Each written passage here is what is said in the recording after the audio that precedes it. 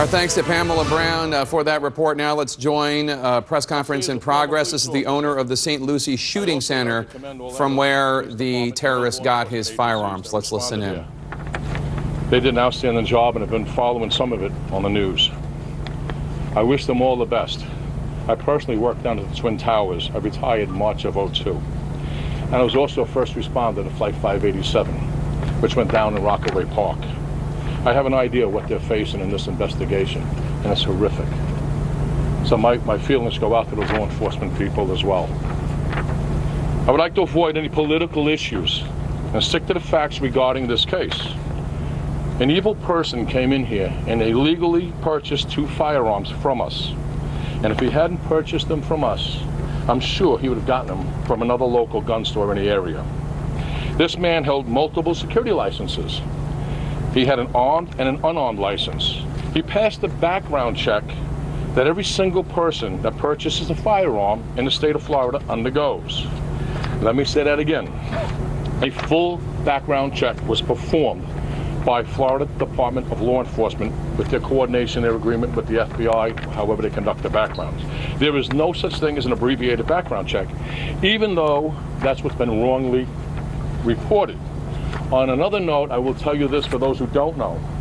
If a law enforcement officer walks into this gun store in full uniform with a firearm on their side, that officer cannot make a purchase on a firearm, if you can believe that.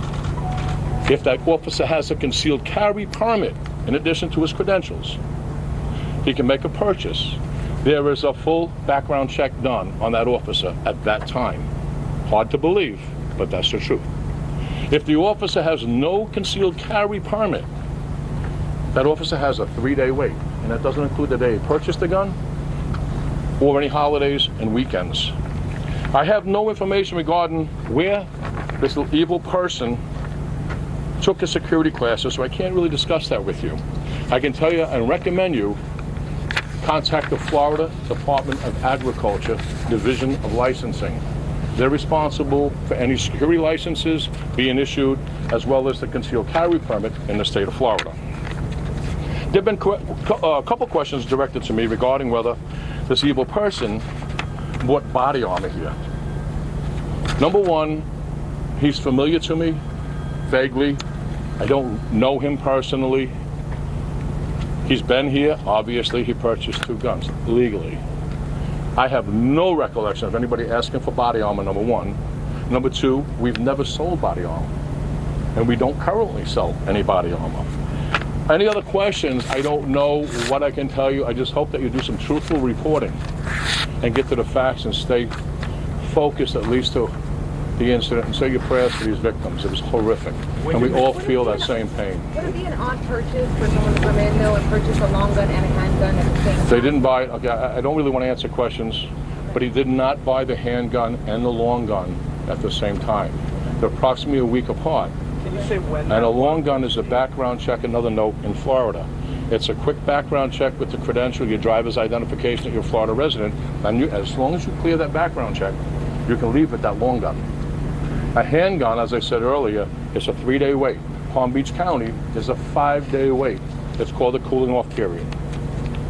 Fair enough. I don't know what else. I don't know anything else on this case. Unfortunately, he's evil.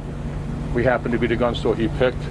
And there's nothing else I can say. It's horrible. Quickly, because a customer came here before who said that he had been to your shop. I don't know what. Well, obviously he's been to the shop, and I don't want to get into too many questions and debates. But he's been here. If a customer saw him and came in here, God bless him. I've seen him. I can't tell you I know him. I'd be lying to you. He's a customer. He made a purchase, and it's horrible. I'm just sorry he picked my place. I wish he picked no place. That's society. I don't want to get into Do you know when he bought the guns here? We all go, huh? Do you know when he bought the guns here, roughly? Like it was, I believe it was a week or 10 days, something in that time span before this happened. Do you remember if he had the cooling off period or not? Did he have a concealed weapons license? Or No, we did not. No, we did not. Okay, so he had to wait the cooling off. That's why you have to wait. And sometimes you do have a concealed carry permit. Even though you have it, there still has to be a background check done, regardless. And they can also deny you or give you a conditional hold and say, oh, well, there's an issue there. So, and that has nothing to do with us. We follow the rules, we don't make the rules. And I'm sorry if you're frustrated. I don't have any more answers for you. Did he come shoot at your range on a regular basis? No, I don't know. That's the thing. I don't know. We do a very big business here. Like I said, we're a security training facility. We do civilian stuff and all. And that's all I can tell you. So when was the I don't know what the exact date was. I don't know, but it was well over the 3-day period or whatever. Looked at the logs, or has the ATF asked to see the logs? All right, we're going to break away from the press conference there. That's the owner of the St. Lucie Shooting Center, Ed Henson, explaining how he complied with Florida and federal law when selling firearms to the terrorist. Let's go now to CNN senior investigative correspondent Drew Griffin, who's outside the terrorist's home in Fort Pierce, Florida. Drew, what more are you learning about the terrorist and about his family? Well, we're digging more and more into his personal past and learning, Jake, that possible warning signs developed many, many years ago, as far back as 2007, when we have now learned he was trying to become a corrections officer. In 2007, the shooter here in the back row wearing a baseball cap was attending the Indian River State College Law Enforcement Training Academy when something went wrong. A former administrator says the suspect was removed from the course, and fellow students tell CNN they were told he was expelled. At the same time, CNN has learned the shooter was fired from his job at the Florida State Department of Corrections. What took place that would cause the suspect to be expelled from school and fired from his job? School officials refused to say, referring CNN to the FBI. One thing we do know, before he left this school, the shooter learned how to shoot, spending a month in both the classroom and out on the range. Instead of becoming a police officer, the Orlando shooter got a security guard license, which allowed him to carry a weapon. He worked security at various private and public buildings, including the St. Lucie County Courthouse, where the FBI confirmed in 2013 he suddenly became a target of a Homeland Security investigation. He made some statements that were inflammatory and contradictory that concerned his coworkers about terrorism. He said he hoped that law enforcement would raid his apartment and assault his wife and child so that he could martyr himself. After 10 months of investigation, we closed the preliminary investigation. Just 2 months after that, Jake, he appeared on the radar again with the FBI, this time because of something else that happened in Syria. An American-born suicide bomber who blew himself up in Syria, CNN confirmed earlier today, had attended the very same small mosque that this Orlando shooter was attending right here in this town in Fort Pierce, Florida.